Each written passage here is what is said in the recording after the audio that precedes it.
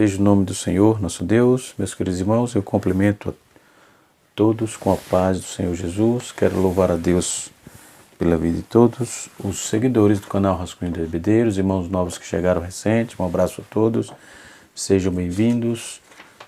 O nosso intuito aqui é conhecermos um pouco mais a palavra de Deus e compartilhar com vós outros a lição, os comentários da nossa lição da Escola Bíblica Dominical, escrita pela CPAD. Nesse trimestre, nós estamos no terceiro trimestre, nós vamos estudar um tema, o plano de Deus para Israel em meio à infidelidade na nação. São as correções e os ensinos divinos no período dos reis de Israel. Então, nós vamos estudar nessa primeira lição a ascensão de Davi e a construção do templo, lição que será ministrada nesse próximo domingo, dia 4, E nós estaremos aprendendo aí sobre a sabedoria de Salomão, sábio e inteligência, ou sabedoria e inteligência, as diferenças disso, E para essa lição eu estarei usando a essência do Antigo Testamento, estarei usando também Enciclopédia de Champlin, volume 6, estarei usando também, cadê o outro material? Estarei usando também Samuel Schultz, a história de Israel no Antigo Testamento, tá certo? Vai nos ajudar bastante nas elucidações da nossa aula. Vamos começar a partir da união sobre a liderança de Davi, a união de Israel sobre a liderança de Davi e Salomão, ok? Salomão foi o primeiro rei de Israel, o terceiro rei de Israel, E para entender toda essa narrativa, todos esses contextos do livro dos reis, primeira e segunda, nós precisamos acompanhar também paralelamente com primeira e segunda Samuel e primeira e segunda Crônicas. Haja vista que esses livros na Bíblia hebraica, eles é um livro só, não tem primeiro e segundo, é um compêndio de livros só. Outro livro que eu indico também, faço indicação, esse é uma obra interessante para conhecer um pouco sobre o rei, um dos homens mais famosos da história, esse material aqui, o rei Salomão, certo? De Philip Ryken. Philip Ryken, ele vai tratar sobre as tentações do dinheiro, sexo e poder na vida de Salomão, ok? Então nós vamos trabalhar nessa primeira aula no capítulo 4 do livro de 1 Reis, que está na leitura bíblica em classe, a partir do versículo 29 até o versículo 31. 1 Reis, capítulo 4, versículo 29 a 34. E depois vamos estar também vendo 1 Reis, capítulo de número 6, versículo de 1 e o versículo 11 até o versículo 14, tá certo? Versículo 1, versículo 11 até o versículo 14, onde vai falar da construção do templo. Haja vista que quando faz essa tratativa da construção do templo, vai do capítulo 8, do versículo 1 até o 38, mas vamos estar resumindo aqui, E no capítulo 4 nós vamos tratar a partir do versículo 29, do versículo 29 até o versículo 34, ok? Então vamos começar, ok? Se você está pronto, vamos começar para a nossa primeira aula, desse terceiro trimestre. Sejam bem-vindos, que você possa ter um trimestre abençoado, e o intuito do canal Rascunho da EBD é trazer para vocês informações, tanto contidas nas revistas e aquelas que o comentarista não teve tempo, até porque o espaço que é sempre pouco, mas aí a gente vai estudando e vai trazendo aqui, tá certo? Desde que venha coadunar com a temática da nossa lição, para não desvirtuar os nossos alunos e o assunto da aula, ok? Essa lição está sendo comentada, foi comentada pelo pastor Cleito Ivan Pamerini, né? Ele é de Santa Catarina, de Joinville, né? E assim sucessivamente. Você ouviu possivelmente alguma polêmica nas redes sociais sobre a revista, sobre o doutorado e a dissertação de mestrado do pastor Ivan Pomerin? Eu não concordo com as acusações que está sendo feita a ele, visto que ele fez citação, e todos os acadêmicos, eu também sou acadêmico por misericórdia de Deus, fiz até o mestrado de teologia, ok, com ênfase em ciência da religião, e não achei anomalia nos documentos propostos. Está público no Google, quem quiser procurar, né? Eu fui pontuando, fui vendo, fui verificando e não achei anomalia. Ele faz citações, e quando fazer citação não quer dizer afirmar, não quer dizer consolidar, pontuar. Ele fez citações de movimentos, a exemplo de movimentos feministas, também esse negócio do marxismo, que é acusações que estão fazendo, né? Todos nós que estudamos, fizemos uma faculdade, vamos nos deparar com Friedrich Engels, essas ideias de Friedrich Engels, e também de Karl Marx e muitos outros propostos. Principalmente na faculdade de Direito também acontece muito isso, como em outras matérias, né? Mas nós não deixemos aí nos levar por isso, certo? E assim sucessivamente. Já gosto de estudar o MHC, Método Histórico Crítico, sim. Não sou muito simpatizante da teologia liberal, mas gosto de estudar. Não trago para o meu bojo de conhecimento para aplicação as ideologias marxistas de natureza nenhuma, totalmente contraditória e averso às verdades sacrossantas da Bíblia, não é? Mas a acusação, pelo menos quem acusou, segundo o direito, cabe o ônus da prova, quem acusa, e até agora não se sabe onde está errado, onde se pontuou a acusação. Muito bem, isso não cabe a nós, só fazendo aqui essa citação, porque todos já sabem, né? Vamos para a nossa aula.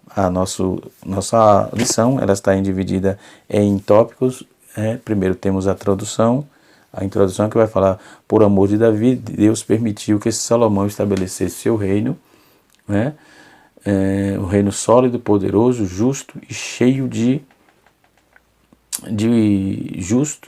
um reino sólido, próspero, justo, cheio de glória e de poder. Foi durante o reinado de Salomão que Israel atingiu o seu apogeu, o seu auge na história, né? É tanto que Salomão é taxado como o maior rei da história de Israel, ok? Devido aos avanços e às conquistas obtidas no período do seu reinado. Eu fiz aqui uns rascunhos, não é? Porque a originalidade também do nosso canal, né? E tá aqui os rascunhos que eu fiz. Tem outras páginas aqui, tá certo? Além da lição que está aqui em minha mão, né? Então, primeiro o comentarista ele vai tratar sobre a sabedoria de Salomão. Ele fala sobre as virtudes de Salomão. Então, antes de receber a sabedoria como dom divino, Salomão já apresentava alguns traços de virtudes, né? E após ser alguns aspectos, aqueles traços que ele já tinha, após ser querido por Deus quanto a qualquer pedido que quisesse, poderia fazer, ele pediu a Deus sabedoria. 1 Reis, capítulo 3, versículo 5. Né? Então, o grande rei, ele escolhera aí a sabedoria e se tornou, sim, um dos homens mais sábios da história, né? E nós vamos observar, por muitos comentaristas, que ele foi mais sábio do que alguns que já tinham lá, né? Já que alguns que já estavam no reduto, né? Ele tem mais sabedoria, a sabedoria dele era incomparável, era maior do que os seus contemporâneos. Quem eram os seus contemporâneos escritos na palavra de Deus? Era Etam, era o Azraíta, Emã, Calcol, Darda, filho de Maol. Né? Então esses homens também eram taxados como sábios, mas Salomão superou esses homens. O texto bíblico em classe, a começar do capítulo 4, verso 29, diz assim, o texto: E Deus deu tanta sabedoria e entendimento, que sabedoria e entendimento aqui, a diferença de sabedoria para entendimento, que entendimento quer dizer prudência, né? E a amplitude de coração a Salomão como a areia do mar, né? Capítulo 3, verso 12 de primeira Reis, né? E a sabedoria de Salomão excedia a sabedoria de todos os filhos do Oriente, toda a sabedoria dos egípcios, pautada também em Gênesis capítulo 25, verso 6, e Atos capítulo 7, verso 22. O texto prossegue, versículo 31, do capítulo 4. Portanto, ele era mais sábio do que todos os homens, mais do que Etã, o Azraíta, do que Emã, do que Calcol, do que Darda, filho de Maol, e sua fama se estendia a todas as nações circunvizinhas. 1 Reis capítulo número 3, verso 12, e 1 Crônicas capítulo 15, verso 19, 2 Crônicas capítulo 2, verso 6 e até o verso 33, tá certo? Versículo 32 diz assim: E compôs 3.000 provérbios, e os seus cânticos foram 1.005, e fez tratados sobre todas as árvores, desde o cedro que está no livro até o isopo que brota da parede. Então, e também sobre os animais, aves e répteis e os peixes. E as pessoas vinham de todas as partes para ouvir a sabedoria de Salomão, diante de todos os reis da terra que tinham ouvido falar de Salomão. Ok? Muito bem. A palavra Salomão significa muito pacífico ou pacífico. É um filho de Davi com Betseba, né? Era o segundo filho de Davi com Betseba, que era o terceiro rei de Israel. E quando vamos fazer essa tratativa de essa temática de Salomão, nos seus primeiros dias, e esse apogeu, esse auge, não é, alcançado por Israel, consequentemente pela sua liderança, que era no caso Salomão, temos muito sim para dizer de Salomão, não é? Tem bastante coisa. Salomão também, o seu nome significa Shalom, não é? Que vem da palavra Shalom, que tem o seu derivado aí de pacífico, não é? Por isso que o nome é muito pacífico, não é? E também ele foi chamado pelo profeta Natã, por muito tempo, chamado de Gedidias. Gedidias, ele foi chamado pelo profeta Natã, isso está em 2 Samuel, capítulo 12, verso 24 e 25. Né? Mas o Salomão, o nome que pegou mesmo foi Salomão, e ele foi chamado assim. No Antigo Testamento aparece 300 vezes o nome deste homem, de Salomão, no Antigo Testamento. Então Salomão foi o 10º filho de Davi. Sua mãe, conforme eu já disse, era Betseba. Eu anotei aqui algumas bases, não é? Para entender Salomão, para entender o livro dos reis, 1 e 2, nós temos que pegar Samuel, 1 e 2 Samuel, temos que trabalhar também com 1 e 2 Crônicas, isso paralelamente, né? Então, ao longo das aulas, nós vamos estar sempre fazendo citações de eventos que aconteceram aqui, mas que já tinham acontecido em Samuel, né? De eventos que aconteceram aqui e está acontecendo também lá em 1 e 2 Crônicas, ok? E vamos estar fazendo a citação aí paulatinamente, conforme o que caber aqui, o que couber, aliás, né? Então, quem foi o primeiro rei de Israel? O primeiro rei de Israel foi Saul. Ele enfraqueceu alguns inimigos, né? O segundo rei de Israel foi Davi. Ele unificou o reino, ele derrotou muitos inimigos, a saber, logo 7, né, que está pautado dentro da palavra de Deus. E o que ele não unificou, ele confinou. O que ele não exterminou, ele confinou. Depois vem Salomão, que foi o construtor, né?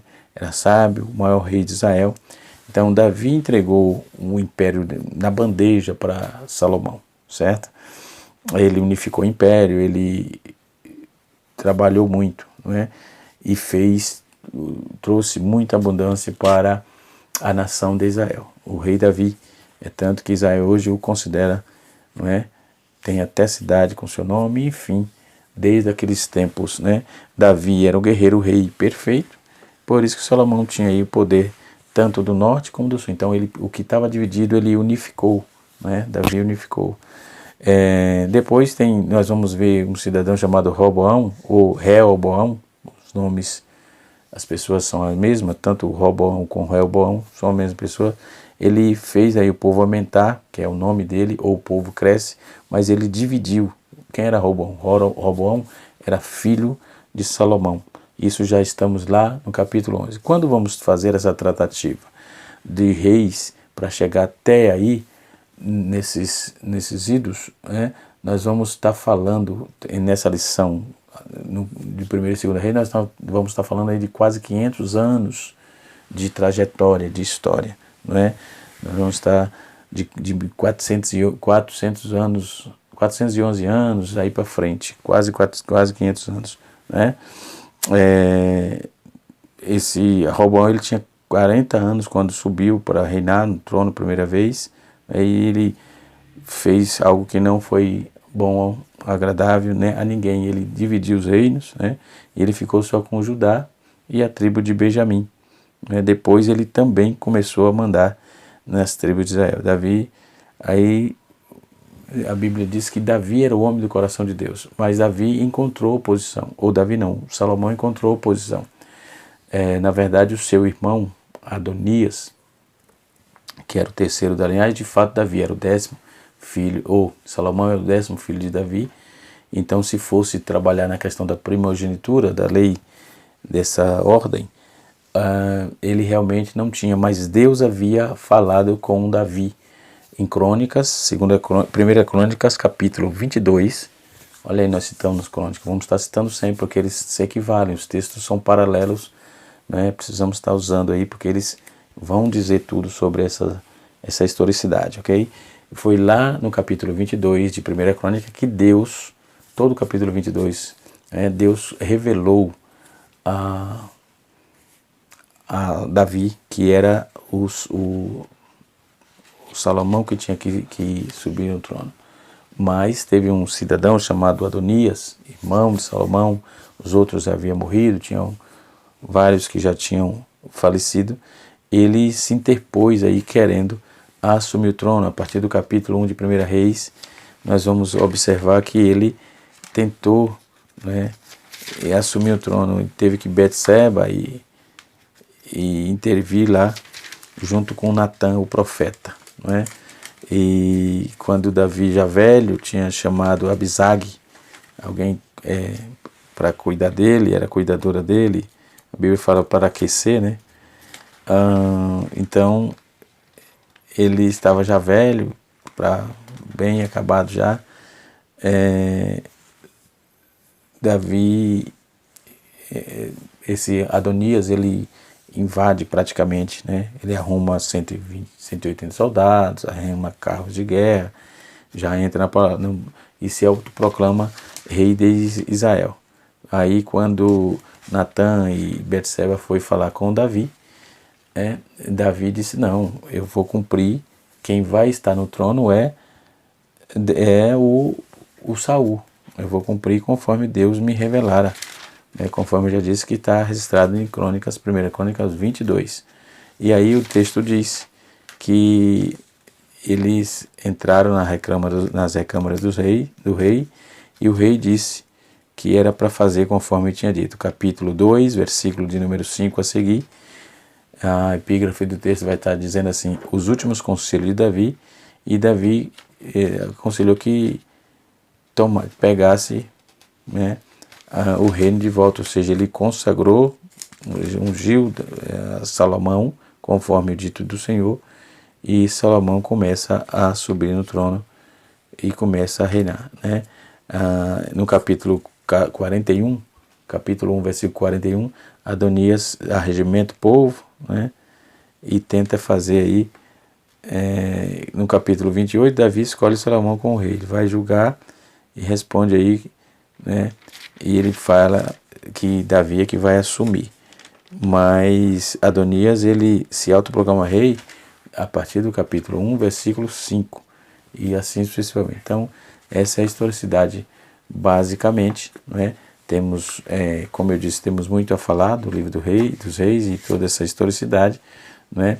Então, quando essa nação judaica, e ainda se tivermos, se vamos trabalhar na construção do templo mesmo, propriamente dito, temos que ir para o culto, né? O culto javismo, ou javista, o culto javista que não era para ter mais aquele culto pagão. E isso poderemos usar Jorge Forré, Instituição de Israel, e também Roland de Vaux, a Instituição de Israel, são materiais indispensáveis para a aula, ou matérias como essa, ok?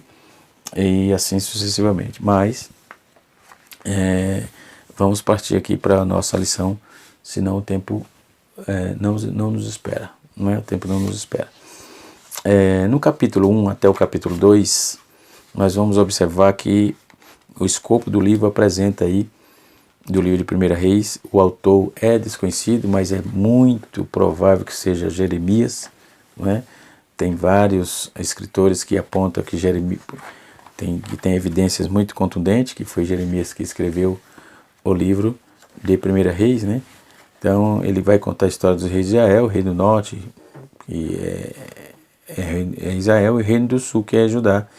Então, desde a época do Davi. Então, o escritor de Jeremias, muitos apontam para Jeremias, muito. Tem até um documento da tradição judaica chamado Baba Batra, não é? Que vai apontar aí, fazer referência também a Jeremias. Então, quando vamos ver toda a narrativa do texto, das expressões, não é? Quem escreveu exatamente, nós vamos ver que o livro seja uma obra anônima, não é? Não sai falando o nome do autor, mas há evidências apontam que é Jeremias, né? Como ele é apontado como autor, né? Então, dentro desse contexto, primeira tradução judaica, conforme eu já disse, a Baba Batra vai trabalhar essa proposta, vai citar aí Jeremias como autor. Segundo, as semelhanças estatísticas, ou seja, estilística, né, que pode ser detectada nos livros de Jeremias, Jeremias 40, do capítulo 40 até o 44, Jeremias 52, versículo 2, né, e coaduna com Reis, 2 Reis 24, 18, 25, 30, enfim.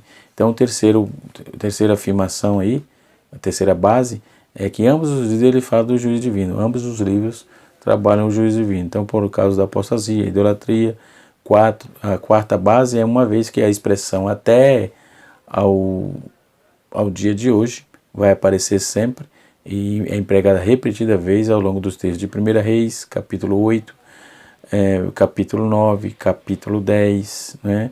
Capítulo 12, 2 Reis 2, né? 22, 2 Reis 10, 2 Reis 16, 2 Reis 17, né? Vai trabalhar em 2 Reis 21, vai trabalhar sempre e ao longo, essa frase assim, até o dia de hoje, até o dia de hoje. Então, esses escritos antes do exílio babilônico, então, portanto, se encaixaria num período geral aí do ministério de Jeremias, com exceção da referência da libertação de Jeremias e provavelmente aí adicionada aí no ano 560 antes de Cristo, né, após a morte de Jeremias. Então, são evidências de que o livro foi escrito por Jeremias, embora essa obra é anônima, não tem no livro dos reis dizendo quem escreveu, ok? Então, os livros dos reis faz uso de várias fontes teológicas, históricas, né? Vai incluir aí Provérbios de Salomão, vai incluir registros oficiais da corte, vai trabalhar o livro dos Atos de Salomão, vai trabalhar também o livro das Crônicas dos Reis de Israel, vai trabalhar o livro das Crônicas dos Reis de Judá. Então, Jeremias provavelmente teve acesso a esses registros, né? Porque já descendia aí de uma linhagem sacerdotal, da linhagem de Abiatar, uma vez que ele empregou Baruque, né, que como escriba, Jeremias 36:4, não é? Também é possível que esse tenha ajudado aí a compilar e completar os registros inspirados. Então são bases que apresento aqui, né? Mas como já disse, né? Como já disse, o texto no livro está sempre anônimo. Lembrando que temos que ler paralelamente, trabalhar paralelamente com 1 e 2 Samuel e 1 e 2 Crônicas, ok? Então Jeremias escreveu os livros ao longo do seu ministério. Então o público-alvo era o povo de Judá e tal. Está falando das bases que Jeremias trazia, né? Então esse durou um período aí cerca de 411 anos, né? Os principais fatos ocorridos nesse período incluíam a morte de Davi, a posse de Salomão, a morte de Salomão, a coroação de Roboão, a divisão do reino, que foi Roboão que dividiu a posteriori, né? Conforme eu já disse antes, a posse de Jeú, a varredura que Jeú fez nos reinos, né? O cativeiro assírio, a ameaça de Senaqueribe, a Zedequias e o resultado do julgamento divino na Síria, enfim. E temos aí uma infinidade de reis de Israel e sua duração de reinado, tempo e os textos que há aplicado aqui, tá certo? Também, no período daqueles dias, dos reis de Israel, que se falava, nós vemos os egípcios, os arameus, tinha aquelas descendências, aqueles povos, aquelas civilizações, né, que antiga, ok? Vamos lá. Então a nossa lição ela vai apontar para essa questão. Primeiro, a sabedoria de Salomão, não é? Nós vamos ter que trabalhar isso aí, a sabedoria de Salomão, e depois o sábio, ele já era sábio, já tinha essa vertente, não é? E depois nós vamos ver aqui que a sabedoria na prática da vida, ele vai usar isso constantemente, né?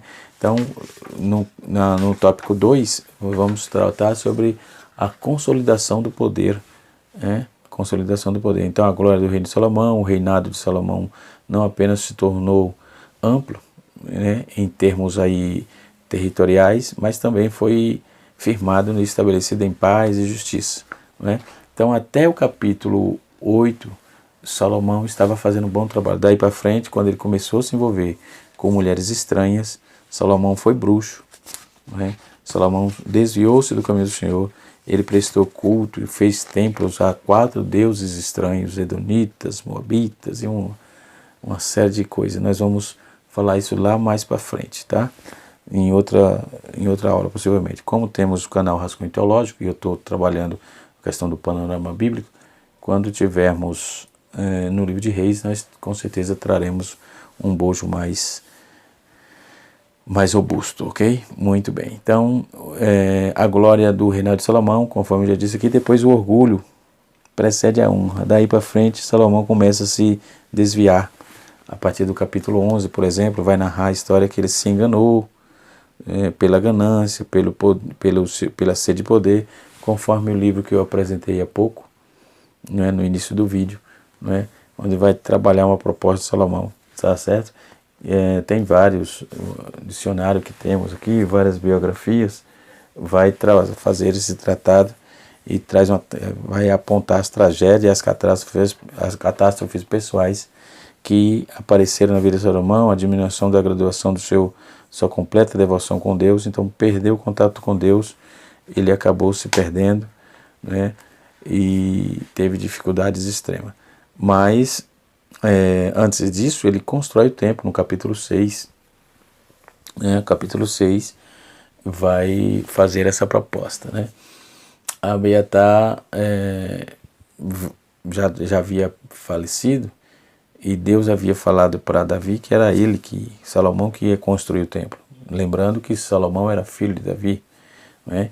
Então, o nobre propósito de Salomão, o propósito de Salomão na construção do templo foi muito nobre, ele edificar uma casa em nome do Senhor.